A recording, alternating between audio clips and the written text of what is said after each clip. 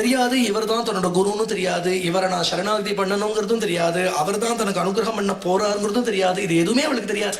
ஆனா அவளுக்கு ஒண்ணு தோன்றது, இனிமேல் இவரை விட்டுட்டு வேற எங்கேயும் போகும். அவர் எதையும் நம்ம கேட்டவர் கொடுக்க மாட்டார். ஒரு ஜீவன் எத்தனை ஜென்மால உழண்டுட்டு ஏன் தங்கிட்டக்கு அந்த ஜீவன் வருது, அந்த ஜீவனுக்கு தான் இப்ப என்ன பண்ணணும், அந்த ஜீவனை என்ன பண்ணி கரையேற்றணும் அப்படின்னு அந்த ஜீவனை கரையேற்றத்துக்கு உண்டான டெக்னிக் ஒரு சத்குருநாதருக்குத்தான் தெரியும்னு தியாகராஜ் குருவை தவிர இந்த ஒரு டெக்னிக் யாருக்கும் தெரியாதுங்கிறார். சத்குருலேக எட்டுவண்டி குணிக்கு வேற எப்பேற்பட்டவராக தான் இருக்கட்டும், எந்த ஜீவன் அவரால் கரையேற்றப்பட இருக்கோ அந்த ஜீவனை கரையேற்றுறதுக்குன்னு ஒரு டெக்னிக் அவருக்கு.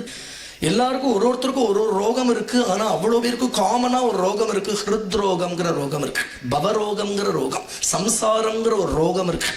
இந்த ரோகத்தை போக்குறது குருநாதருக்குத்தான் தெரியும். அதனால இந்த சபரி தூரத்துல இருக்கா இல்லையா, தூரத்துல இருந்தாலும் ஒரு குரு கூப்பிட்டு பேசணுங்கிற அவசியமே கிடையாது. அந்த சந்நிதியை நம்ம பண்ணும்.